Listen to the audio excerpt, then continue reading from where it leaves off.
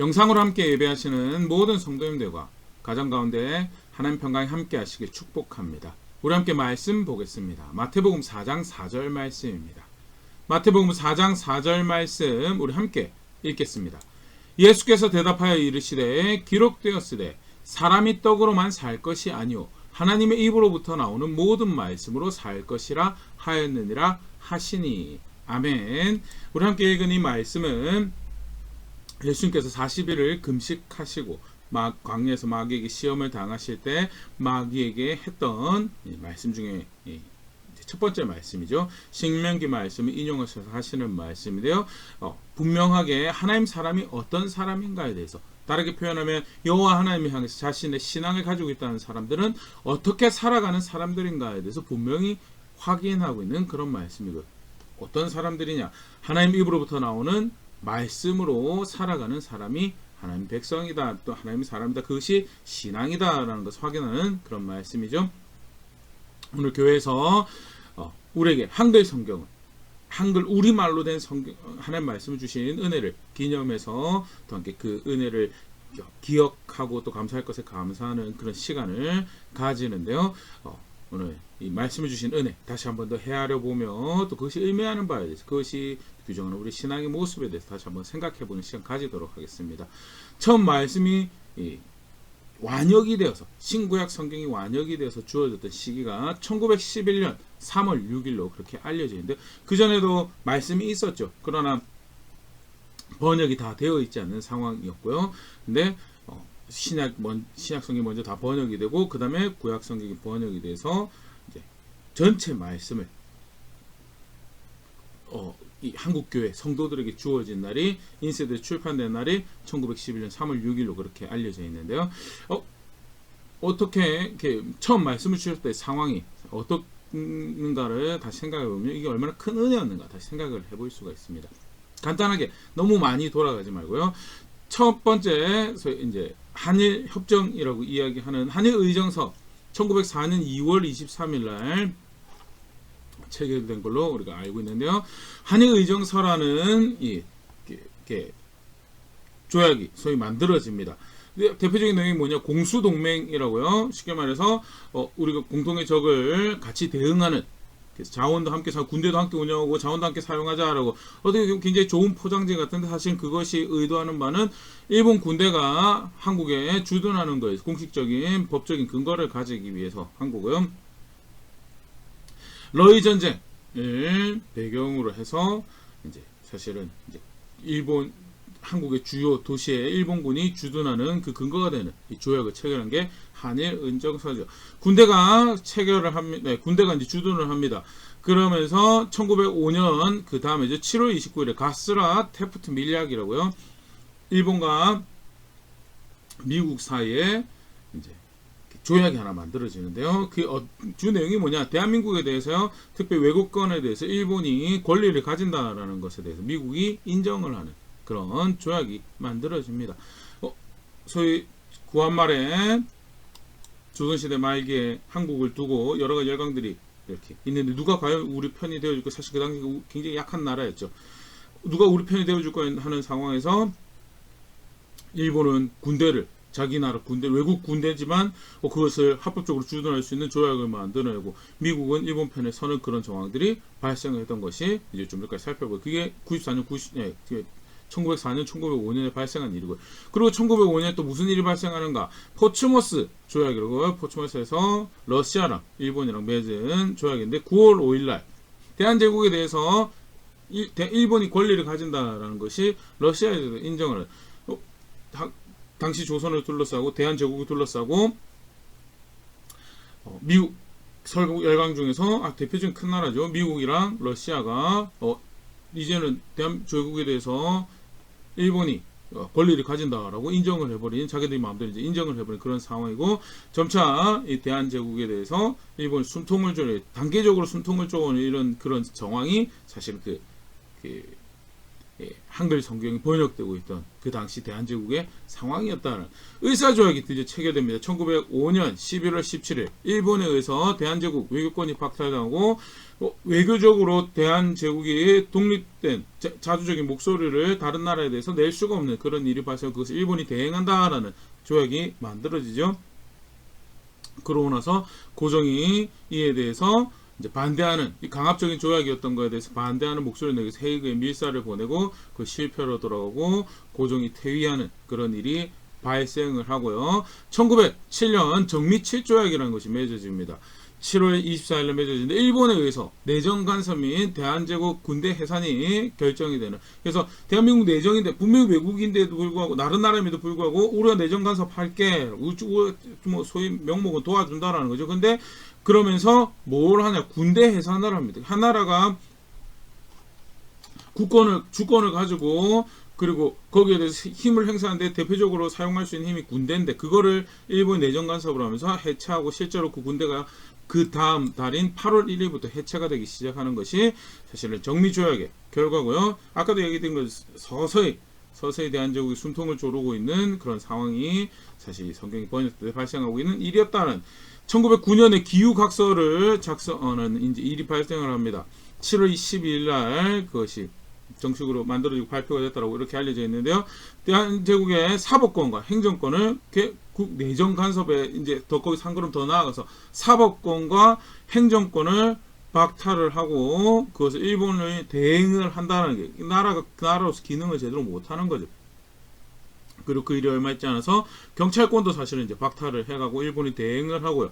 결국 1910년 8월 29일 한일 병합 또는 한일합방 경술련에 발생한 국가의 치욕이다라고 경술국치라고도 하는 그 일이 발생을 하는데요. 표현이 제가 찾아보면서 이게 사실 맞는 거구나라고 대한제국 망했다. 그게 사실은 지금 한국의 성경이 이렇게 막 번역이 되고 있던 상황에 그 전후로 한 10년 사이 발생한 1904년부터 1910년까지 정말 도대체 이 나라는 어디로 가고 우리는 어디로 가고 있는 건가?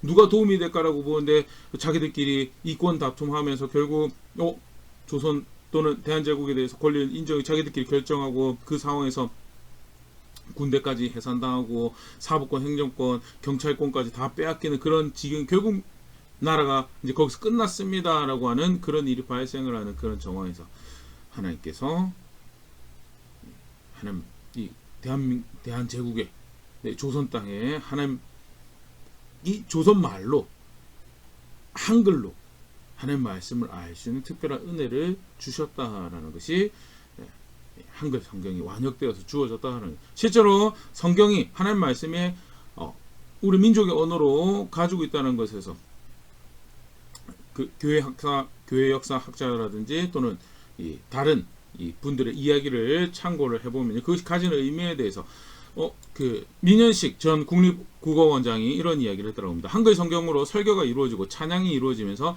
한국어가 보존될 수 있었다는 나라는 멸망했어요. 그럼에도 불구하고 하나님 말씀이 한글로 주어지고 그래서 한글로 함께 예배하고 찬양하고 했던 것이 결국 우리나라의 이 글이 우리가 언어가 보존될 수 있는 굉장히 탁월한 또 놀라운 은혜였다라는 것에 대해서 성기지 한글학회 학술부장이 이런 이야기를 했다고 합니다. 한글이 유지된 가장 밑바탕이 된 힘은 기독교인들의 노력이었고 일제강점기 때 한글에 불꽃이 사그러지지 않게 했던 원동력이 되었다. 비슷한 이야기죠. 한글이 보존될 수 있었던데 큰 역할을 했던 것이 한글로 하나님 말씀이 주어졌다라는 일이었다는 거예요. 이상규 교수로 고신대 전 이제 교육역사 교수죠.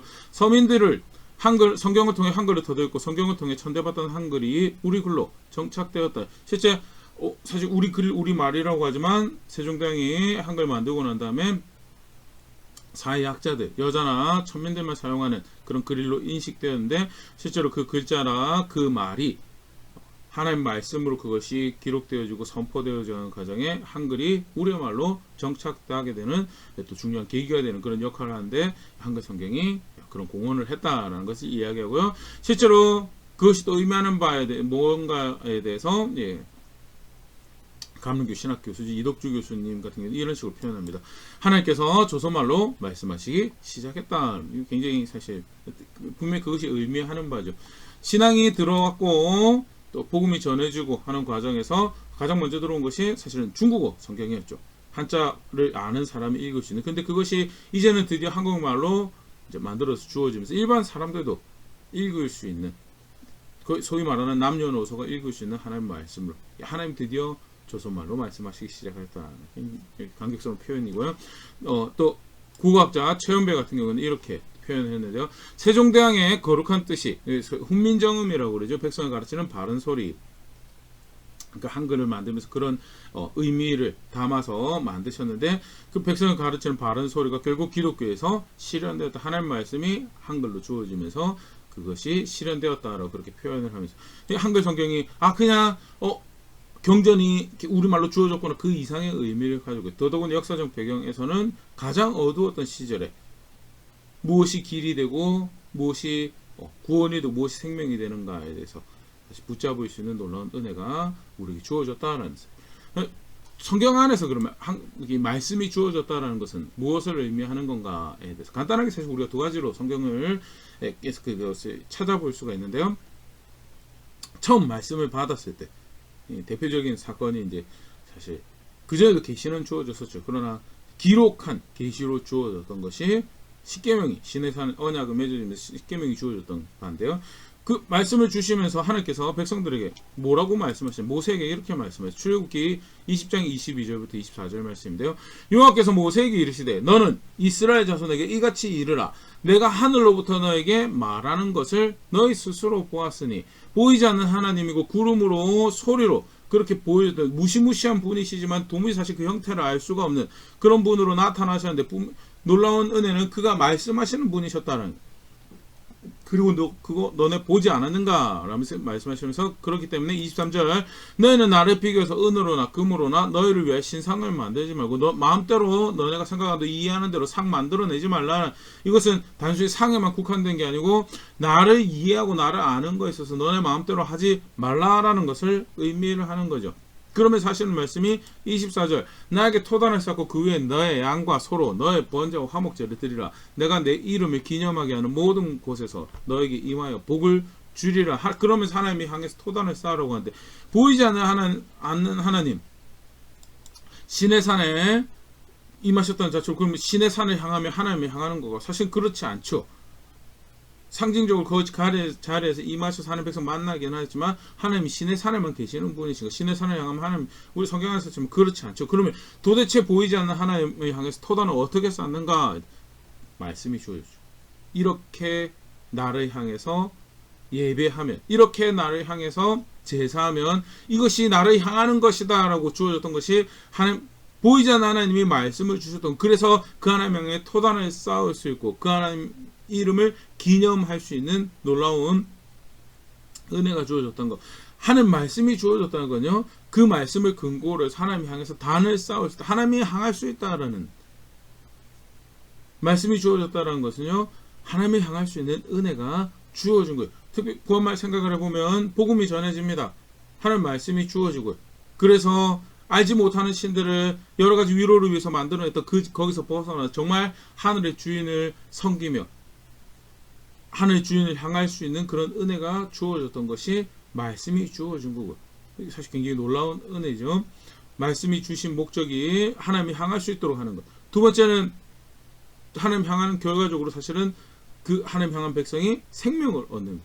그래서 하나님 향하고 생명을 얻는 것이 사실은 말씀 주신 대표적인 목적으로 우리 성경에서 확인할 수가 있는데요. 신명기 6장 23절 우리 조상들에게 맹세하신 땅을 우리에게 주어 들어가게 하시려고 우리를 거기서 인도하여 내시고 출애굽하신 모습에 대해서 다시 설명하면서 그것은 하나님께서 약속하신 것을 이루시기 위해서 하신 거고 24절 그러면서 여호와께서 우리에게 이 모든 규례를 지키라 명령하셨으니 말씀을 주신 거에 대해서 그리고 지켜 행하라고 명령하신 것에 대해서 이는 우리가 우리 하나님 여호와를 경외하여 항상 복을 누리게 하기 위하심이며 또 여호와께서 우리를 오늘과 같이 살게 하려 하심이라. 말씀을 주신 것은 우리로 복을 누리고 우리로 살게 하시기 위해서, 우리에게 생명을 주시기 위해서 하나님이 말씀을 주신 거고, 하나님이 그 말씀을 지키라고 하신 것이 왜? 복을 주기 위해서, 생명을 누리게 하기 위해서 그렇게 하신 거다. 말씀을 주신 목적은요, 생명을 주시기 위한 것. 이것을 또 다른 차원에서 또 이게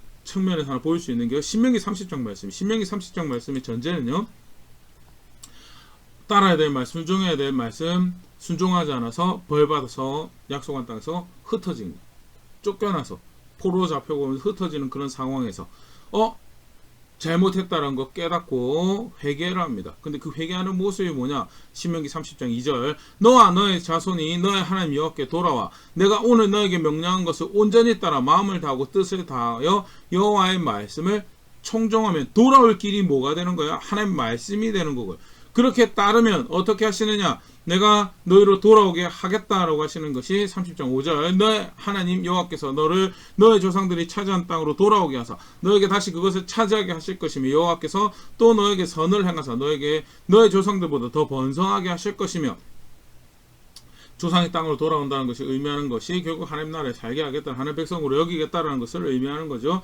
그 돌아오는 길은 우리가 회개합니다, 그게 아니고 결국 사실은 실제로 회개의 열매를 만드는 말씀을 따라 살아가는 거고요. 그렇게 할 때 다시 하나님 나라에 살게 하면 6절, 너의 하나님 여호와께서 너의 마음과 너의 자손의 마음에 할례를 베푸사 너에게 마음을 다하여 뜻을 다하여 마음을 다하며 뜻을 다하여 너의 하나님 여호와를 사랑하게 하사 너에게 생명을 얻게 하실 것이며, 결국 결론적으로 어디로 가느냐? 그 말씀을 통해서 하나님으로부터 생명을 얻는 자리에, 말씀을 주신 목적이 뭐냐? 생명을 얻게 하기 위한 거고, 잘못해서 벌받아서 흩어졌더라도, 잘못해서 벌받아서 쫓겨났더라도 다시 돌이켜서 붙잡아야 될 그 말씀 붙잡고 그 규례를 따라 행하면 그게 돌아오는 길이 되고, 그 결과 어디로 가는 거야? 다시 생명을 얻게 하실 것이더라. 하는 말씀 주신 목적은 하나님이 향해서, 그래서 생명을 얻도록 하는 것이 그게 하나님 주신 말씀을 주신 목적이죠. 이스라엘 백성들에게 그랬고요, 복음이 전해지는 곳에 그랬고, 지금부터 약 100여 년 전에 우리나라에 하나님께서 하나님 말씀을 주시면서 뭘 위해서 주셨는가? 이제 이 조선 땅에 복음이 전해졌을 때 그들이 하나님을 향할 수 있도록, 그리고 그들이 생명을 누릴 수 있도록 하기 위해서 하나님 말씀을 주셨다는, 그게 사실은 성경이 우리말로 주어진 사실이 정말 또 헤아리고 헤아려야 되는 놀라운 은혜다. 그러면 조금 더 생각을 해보겠습니다. 실제로 그 말씀이 주어졌을 때 말씀은 그 받은 백성들에게 어떤 역할을 하는가에 대해서, 어떤 식으로 하나님을 향할 수 있도록 하는 건가에 대해서 성경에서 확인하고 있는 세 가지를 살펴보면요. 첫 번째, 하나님 말씀이 주어질 때 그 말씀을 받은 사람은 무엇이 기준인지, 무엇이, 속히 말해서 무엇이 죄고 무엇이 악이고 무엇이 내가 선이고 무엇이 내가 사는 길인가에 대해서 알 수 있다는, 죄가 무엇인지 알 수 있고 살 길이 무엇인지 알 수 있고 기준이 무엇인지 알 수 있는 그런 기능을 하는 것이 그게 하나님 말씀이죠. 로마서 7장 7절 말씀입니다. 그런즉 우리가 무슨 말 하려? 율법이 죄냐? 그럴 수 없느니라. 율법으로 말미암지 않고는 내가 죄를 알지 못하였으니 곧 율법이 탐내지 말라 하지 아니하였더라면 내가 탐심을 알지 못하였으니, 죄가 되는 거에 대해서, 탐심이 죄다라는 거에 대해서, 마음에 원하는 것 쫓아서 하는 게 뭐가 죄입니까? 라고 할 때, 만드신 하나님이 계시고 그래서 그의 질서 안에 살아가는 것인데, 그게 바른 것인데 그렇지 않고 내가 내 마음에 원해서 쫓아가는 건 죄구나라는 것, 하나님 말씀에서 확인하고 가르쳐주고 있죠. 그래서 율법이 탐내지 말라 하지 아니하였다면 내가 탐심이 죄인 줄 알지 못, 그게 탐심인지도 문제적 모습인지도 알지 못했다라고 이제 바울이 로마서 7장에 이야기하면서요, 하나님 말씀이 하는 기능이 뭐냐?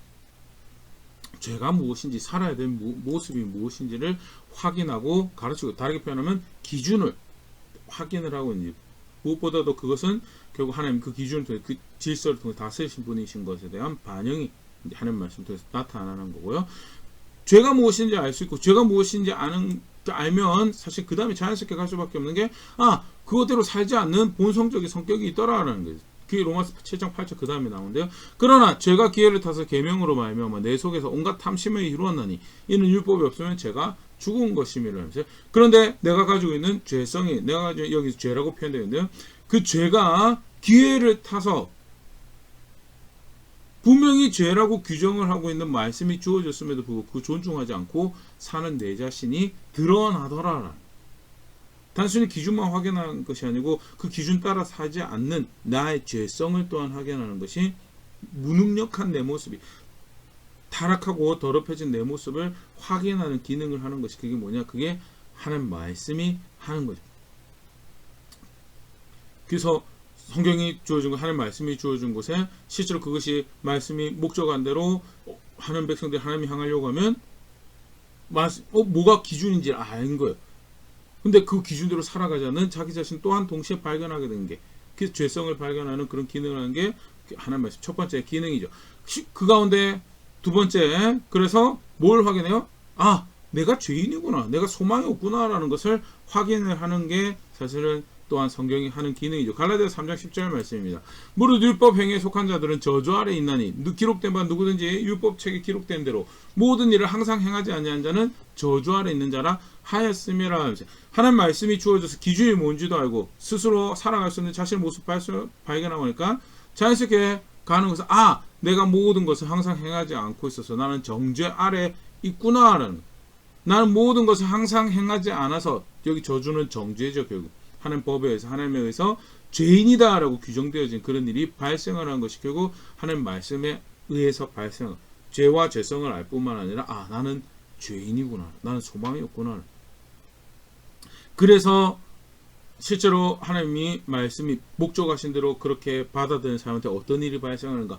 내가 은혜가 필요합니다. 그 구약의 백성들에게는 속지 않은 제사를 하고 또 그 은혜의 수단들을 의지하는 그런 자리로 가게 된다면, 신약의 백성들은 그거 과도기전 방법이고 하나님이 최종적 해결 방법으로 하나님 아들을 보내주셨고, 그래서 내가 그 은혜가 필요한 자인 걸 압니다. 내 길로는 안 됩니다. 그 은혜가 필요한 자인 줄 압니다라고 회개가 발생을 하고 그리스도께로 향하게 되는 그런 일들이 그게 사실은, 그래서 성경이 하나님 말씀 그런 기능을 한다라고 갈라디아서 3장 24절에 그렇게 가르치고 있습니다.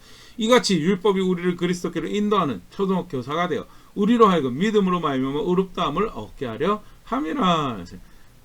하나님 말씀이 어떤 기능을 하느냐? 정죄하는 기능을 합니다. 뭐가 죄인지에 대해서 이야기하고, 그리고 나서 정죄하는 기능을 하고, 그 가운데 얼마나 소망이 없는지를 확인을 하고, 그렇기 때문에 그 하나님 말씀이 더더욱 하나님 은혜를 의지하도록, 신약 백성에는 그리스도를 의지하도록 하는, 인도하는 초등교사가 된다는, 그래서 은혜를 향하도록 하는 기능을 하는 것이 우리에게 주어진 말씀이, 그게 하나님이 향하도록, 생명을 향하도록 기능하는 하나님 말씀이 기능하는 모습이 실제 주어졌을 때 그런 기능을 하도록, 좀 이따가 이제 조금 더 살펴볼 텐데요. 실제로 그렇게 그리스도께로 인도받아서 하나님 아들 안에서 하나님 백성이 되었다라고 할 때 이제 어떻게 살아갈 건가?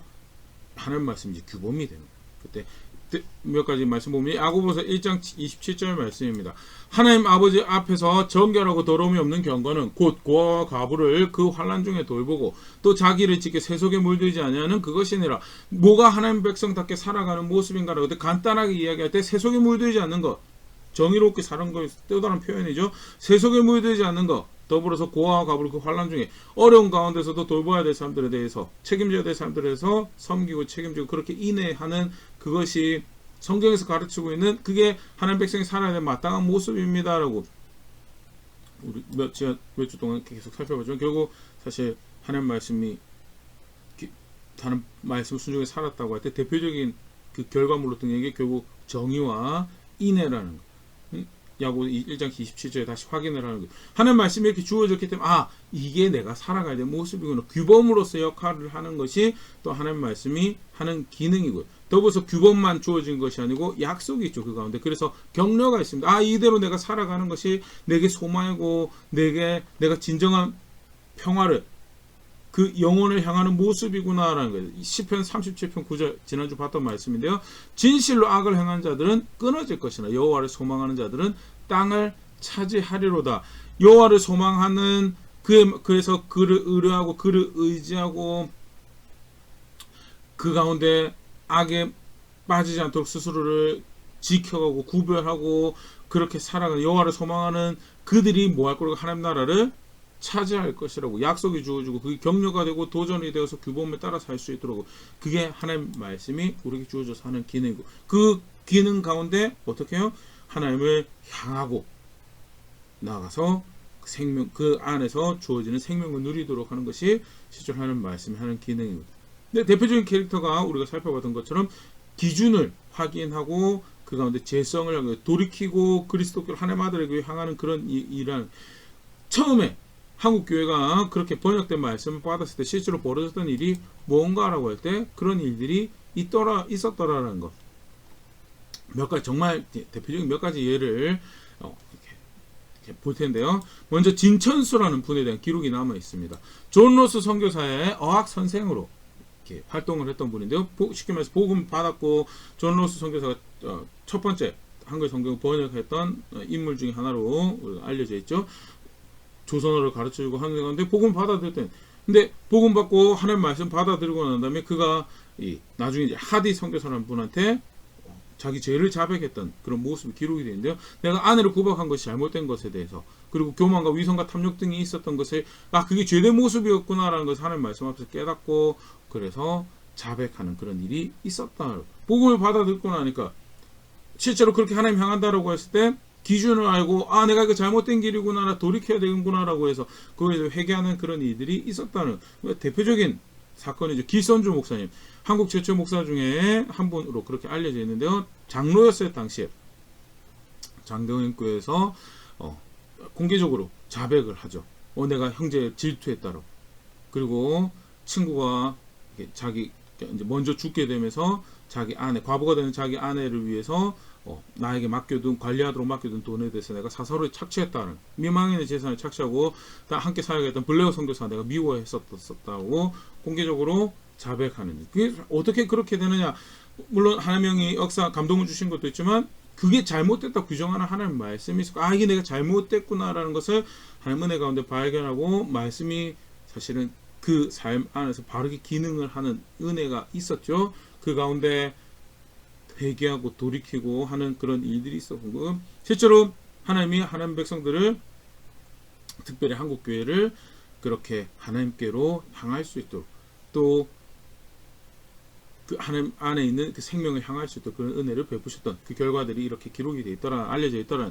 이성봉 목사님 같은 경우에도 대표적인 사실 이분은 회개에 대해서 굉장히 강조를 많이 하시고 기독교 신앙 회개할 수 있도록 그렇게 가르치시고 했던 분인데요.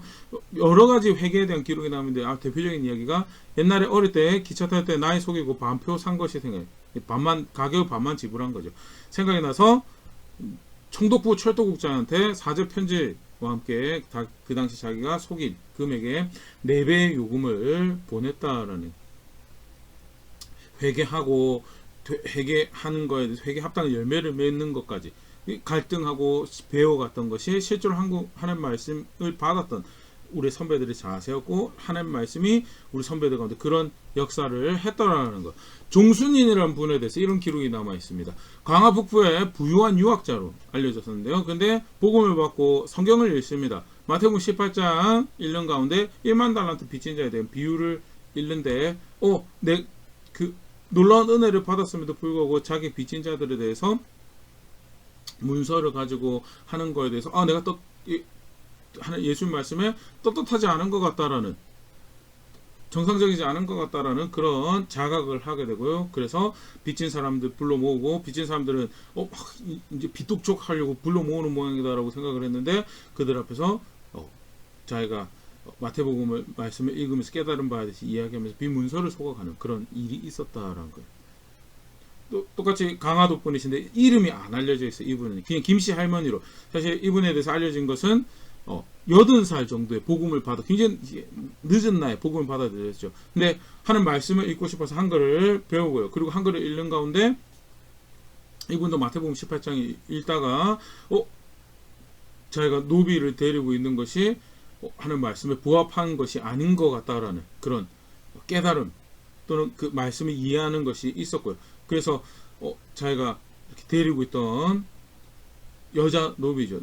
그 여자 노비 앞에서 문서를 태우고 너 이제 자유다라고 이야기했는데 오히려 그 노비가 내가 열심히 비록 내가 주인 마님이 나한테 자유를 주셨지만 내가 계속 섬기겠습니다 해가지고 결국 딸 같은 관계로 옆에서 함께 있었다라고 그렇게 기록이 남겨 있는데요. 사실 복음을 받았고 하는 말씀이 주어졌을 때 어떠한 일이 발생을 하던가, 또 한국 교회가 처음에 그 말씀을 어떻게 받았고 하나님께서 그 말씀 가운데 어떻게 교회를 인도해 갔던가, 그런 모습들 실제로 우리가 좀 전에 살펴봤던 것처럼 하나님이 향하고 그 가운데 기준에 동의하고 거기서 회개가 발생하고 그런 놀라운 은혜를 누렸던 것이 가장 이 조선 때 가장 어두웠던 시절에 하나님께 주신 은혜였고, 하나님 한글 성경은 그 가운데 그 사람들이 말씀을 정직하게 보고 반응할 수 있는 놀라운 수단이 되었었다라는 것.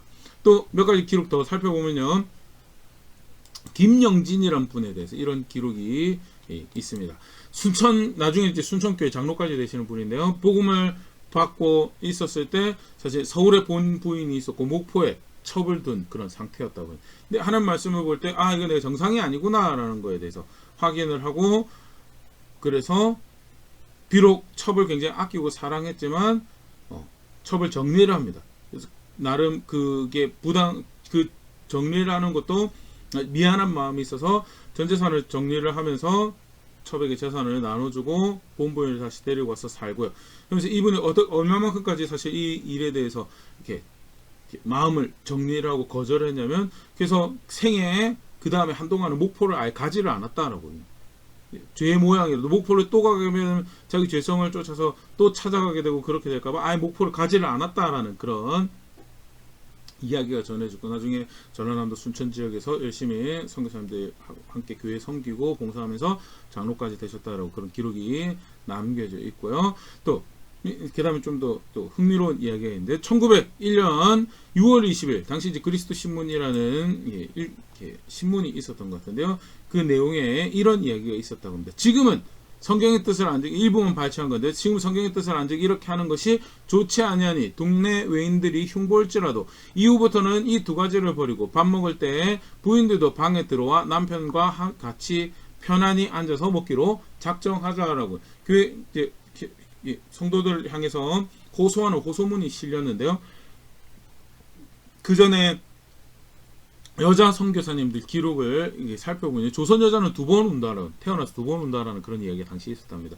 태어날 때 여자로 태어나서 울고, 이 조선 땅에 여자로 태어나서 울고 시집 갈 때 운다라고. 시집 갈 때 왜 우냐? 결혼을 하는데 이 결혼이라는 것이 종살이하러 가는 거예요. 어떻게 에노벨이라고 알려진 이 여자 선교사님은 이 조선의 대한제국의 시어머니는 여왕벌과 같은 존재다. 그 비유적인 표현이지만 당시에 이 여성들에 대해서 어떻게 결혼을 어떻게 받아들였는가에 대해서 그런 모습을 보일 수 있는데요. 근데 그렇게 여성들이 존중받지 못하고 사실 이제 이 1901년 6월 20일 날 실려진 이 신문의 앞에는 남편들이 그렇게 여자들을 많이 때리고 밥 먹을 때 같이 겸상을 하지도 못할 존재로 존중을 안 했던 그런 모습에 대해서 비판을 하면서, 그러면서 성경의 뜻을 우리가 알지 않느냐로, 그게 틀렸다는 거예요. 당대 동네 사람들은 어떻게 자기 아내랑 앉아서 같이 밥을 먹느냐라고 흉볼지라도, 어떻게 아내를 안 때리느냐라고 흉볼지라도 이 두 가지는 성경의 뜻이 아니기 때문에 우리가 버려야 되는 거. 그래서 버리고 밥 먹을 때 부인들도 들어와서 같이 편안하게 밥 먹기로 하자라고 하면서 남자들만 따로 받는 상보다는 가족들 온 가족이 함께 앉아서 먹는 상이 더 많이 만들어지고 팔렸다라는 그런 정황들도 이야기되는 게 복음을 받았던 한국교회가 선택했던 모습들, 익숙하게 해왔던 그런 모습에서 벗어나는 관련한 몇 가지 기록들 조금 더 보면요, 로버트 하디라고 하는 선교사님 보고에 이런 내용이 있다고 합니다. 윤성근은 아내를 무시하는 것을 일상사로 삼는 조선 땅에서 진정으로 크리스천은 아내를 사랑하는 사람이라는 것을 보여주었다는, 당시 이렇게 간단한 소개지만요, 아내를 무시하는 것이 일상적인 조선 땅이었다라는 것. 그러나 성경에서 가르치는 것이 그게 아니었기 때문에 복음을 받아들였던 윤성근 씨라는 사람은 아내를 사랑하는 것에 대해서 실제로 그 전에 자기가 본 적도 없고 자기가 그렇게 살지도 않았지만 아내를 사랑하는 것이, 아내를 존중하는 것이 하나님 말씀이 요구하는 바고 그게 선하다라고 하는 거고, 그래서 실제로 그렇게 살아가면서 오히려 조선 사람들에게 성도는 교회는 아내를 사랑하는 사람들이라는 것을 확인하는 그런 일들이 있었던 거에 대해서 이게 직접적으로 실명을 거론하면서 보고가 있었던 정황도 사실은 기록에 남아 있고요. 1909년 1월에 또 다른 선교사 보고에 이제 이런 이야기가 있습니다. 선교사의 가르침을 받은 남편은 아내가 바느질을 잘할 수 있도록 불을 밝혀주고 창호지로 된 문에 유리창을 달아주어 밖을 내다볼 수 있도록 해주고 대문 가까이 우물을 파줘 물 깊기가 좋도록 해주며 아내의 무거운 짐을 덜어주며 아내를 사려깊고 비이기적인 사랑으로 대우하기 시작한다. 원더풀 트랜스포메이션이라는 글에 보고에 이런 내용이 있었다라고 이제 기록이 남아 있는데요. 복음을 받아들 아까도 얘기한 것처럼 사실 진짜 우스꽝스러운 이야기거든요. 남편이 아내 바느질 잘할 수 있도록 불을 밝혀주고 이게 변화된 모습이라 기록되어 있으면 그 전에 얼마나 막 살았던 건가에 대해서 아내 방에 창호지로 된 문을 달아서 밖을 보일 수 없도록 그렇게 존중하지 않고 무시하고 가둬놓고 마치 물건인 것처럼 취급하고 있었던 정황에 대해서 그러나 복음을 받아들인 사람들이 그가 틀렸구나라는 거예요. 무거운 짐 덜어주고 좀 더 배려해주고 비이기적인 사랑을 베풀어 심지어는 이제 복음을 받아들인 교회나 기독교인 사회에서 부인을 향한 존중하는 언어를 사용했던 것도 기록에 나면 그게 보고거리가 되는 그런 안타까운 상황이 고한말에 조선에 또 이 조선 땅의 상황이었고 근데 하나님 말씀을 받아들인 사람들이 이런 선택을 하더라. 가정에 굉장히 가족 관계에 놀라운 변화를 만들어낸 이 여러 가지 정황들에 대해서 노비 문서도 태우고 빚 문서도 소각하고 회계 실제적인 공개적으로 사실 수치스러운 일이지만 공개적으로 자기 잘못을 고백하면서 진정으로 돌이키는 그런 일들에 대해서 선택하고 갔던 것이 실제로 처음 하나님 말씀 받았던 하나님 백성들이 했던 거고요. 놀라운 은혜 가운데 실제로 말씀을 받았을 때 그런 선택들을 만들어 갔던 것이 가장 어두운 시기에 빛을 찾아서 진짜 생명을 찾아서 움직였던 한국교회의 모습이고 참 놀라운 은혜가 그 가운데 있었던 정황들 하나 더 마지막 하나 보면요. 이 박성춘이라는 사람이 또 기록이 남아있는데 백정 출신입니다. 사실은 욕으로 사용되는 표현이죠. 이 백정 같은 놈아 이러면 이게 미천한 놈이라고 욕하는 비아냥거리는 그런 그만큼 사실은 당대 사회 살아가기가 불편한 그런 상황이었어요. 근데 이 사람이 후에 어떻게까지 되냐? 장로로까지. 사실은 근데 처음에 이 박성춘이라는 분이 복음을 받고 살아갈 때는요. 백정이랑 같이 예배드릴 수가 없습니다라는 이야기가 교회 안에서 나왔고 그래서 양반들이 따로 교회를 나가서 분립을 하는 그런 일이 발생을 했었다는 겁니다. 결국 사실은 어떤 그게 사회 정황이죠.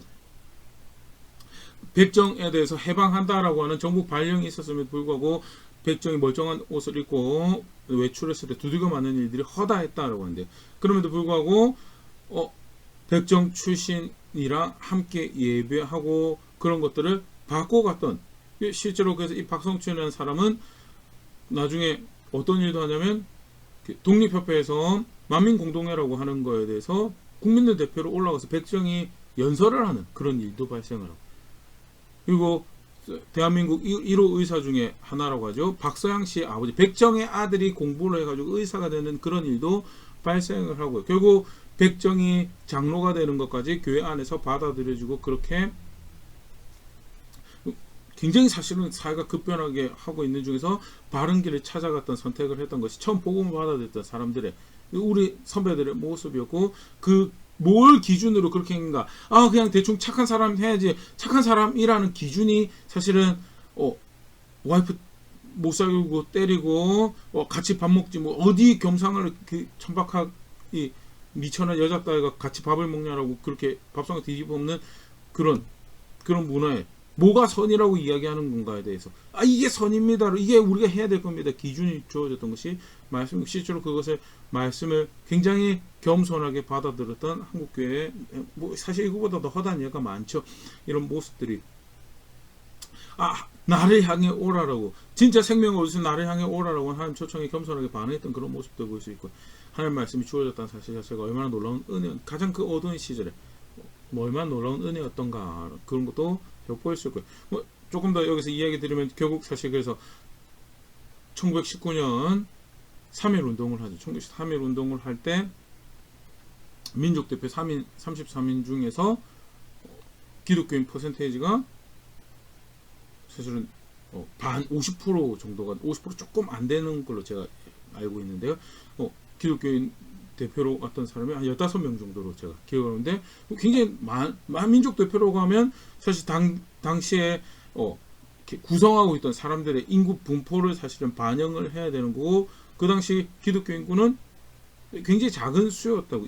평양 대부흥 운동도 있고 100만 명 구령 운동 거쳤지만 굉장히 작은 수로 그렇게 알려져 있는데 그럼에도 불구하고 기독교인들은 무엇이 바르게 해야 되는 건지에 대해서 알고 거기에 대해서 책임감 있는 삶을 살고 그것이 설령 불편함에 야기하도록 우리가 그것을 해야 됩니다라는 걸 그런 헌신된 자세를 가지고 그게 사실은 소위 말하는 민족 대표 34명 중에 15명이나 기독교인이 되는 그런 결과를 만들었던 정황이 이제 보여지는 겁니다.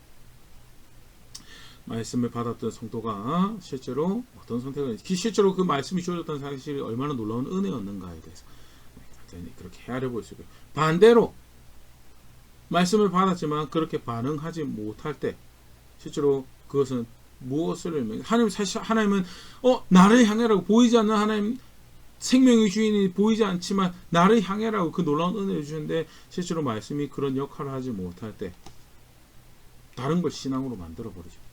대표적인 게 중세 때 성상 숭배하고 성자 숭배하고 기도의 대상을 성자로 바꾸 예수님에서 성부 하나님에서 성자로 바꾸는 그런 안타까운 일들이 발생하고 여러 가지 다양한 비성경적인 신학들을 만들어서 그릇된 위로를 만드는 아까 우리가 말씀을 봤었는데 출애굽기 20장 나를 빗대어서 다른 형상 니들 이해를 쫓아서 이게 여호와다라는 거 그런 거 만들어내지 말고 너희 못 봤던 거 너희 다 알지 않느냐고 목소리 대신 목소리 그 말씀 따라서 나를 향해라라고 이야기했는데 결국 그거 따르지 않을 때 결국 하나님 향할 수가 없었던 그런 모습. 잠언 29장 18절에는 그 모습에서 이렇게 경고합니다. 묵시가 없으면 백성이 방자에 행하거니와 율법을 지키는 자는 복이 있는 일. 하나님이 백성이 복을 주시기 위해서 생명을 주시기 위해서 하나님 말씀을 주셨어요. 근데 그거 따르지 않으면 그 귀 기울이지 않으면 결국 방자한 교만하고 강팍하고 완악한 본성을 쫓아 살아가게 되고 그렇게 해서는 하나님 생명체에 다다를 수 없고 하나님 향할 수가 없죠. 그것을 성경에 기록된 이스라엘 역사가 반증을 하고 있고요. 복음이 전해지고 난 다음 그 이후에 교회 역사 2000년 교회 역사가 반증을 하고 있고 반대로 그런 측면에서 사실 한글 성경이 주어졌다라는 것은 정말 참 놀라운 은혜였다라는 것 꼭 기억할 수 있으면 좋을 거고요. 우리에게 오늘 그 말씀이 주어졌습니다. 처음 그 말씀을 받아들였던 우리의 선배들은 또 하나님 백성들은 그게 하나님이 향하는 길이고 그게 그 말씀이 기능하는 대로 쫓아서 무엇이 기준인지 거기에 동의하고 돌이켜야 될 것 돌이키고 은혜를 구하고 그 가운데 규범으로 삼아야 될 것들을 자신의 삶의 모습으로 받아들이면서 이게 신앙이다라고 살았던 것이 사실은 먼저 말씀을 받고 복음을 받았던 하나님의 사람들이 우리의 한국교회 선배들이 살았던 모습. 오늘 말씀이 주어진 우리는 그러면 뭐 해야 되나? 예전에 이렇게 놀라운 은혜가 주어졌었군요. 거기서 끝나지 말고 오늘 나에게 주어진 말씀 없이 내가 어떻게 살아가야 되나? 나는 믿는다라고 나는 신앙 가지고 있다 고백하는데 나는 도대체 무엇을 살아내야 될까? 다시 한 번 더 생각해 볼 수 있으면 좋겠습니다. 하나님 말씀은요 무엇이 죄인지에 대해서 규정합니다. 그리고 내가 어떤 죄성을 어떤 탐심을 가지고 있는지 언제 무죄적 모습을 가지고 있는지 분명히 확인을 합니다. 그래서 은혜가 필요한 나이구나 돌이켜야 되는구나라는 거에 대해서 또한 확인을 하고 그렇게 그리스도께로 인도합니다. 무엇이 그리스도 안에서 살아갈 모습인지에 대해서 무엇이 그리스도 안에서 진정 내가 힘으로 삼아야 될 위로이며 격려인가 분명히 확인하고 있는데 나는 동일한 말씀을 가지고 어떻게 살아가고 있는가? 말씀이 주어졌다라고 하는데 기준이 주어졌다라고 하는데 묵시가 없는 자처럼 살아가고 있는 말씀이 없는 자처럼 살아가고 있는 내가 기준을 만들어내는 자 내가 주인인 것처럼 그렇게 살아가면서 정작 나는 나를 향할 수 있도록 내가 이걸 주었다라고 하시는 하나님 앞에서 기만하고 멸시하는 그런 선택들을 만들고 있으면 겸손하게 다시 말씀 앞에 돌아보일 수 있으면 좋을 것 같고요. 하나님은요 하나님 향할 수 있도록 하기 위해서 보이지 않는 하나님 향할 수 있도록 말씀을 주셨고 그리고 그 안에 생명을 얻을 수 있도록 하기 위해서 말씀을 주셨다. 위로가 격려가 도전이 될 수 있으면 좋을 거고 기독교 신앙은 다름 아닌 그 말씀을 따라서 그 하나님 입에서 주어진 그 모든 말씀을 따라 살아가는 것이 그게 신앙이고 그게 내가 고백해야 될 믿음이다라는 것. 규정하신 대로 걸음걸음 신앙을 고백하며 내가 구원을 압니다. 그 구원의 은혜의 줄을 압니다라는 고백들 만들어간 자는 그런 제가 될 수 있으면 좋을 것 같고 그렇게 함께 성숙해져가는 자리에 있는 교회 우리 될 수 있으면 좋을 것 같습니다.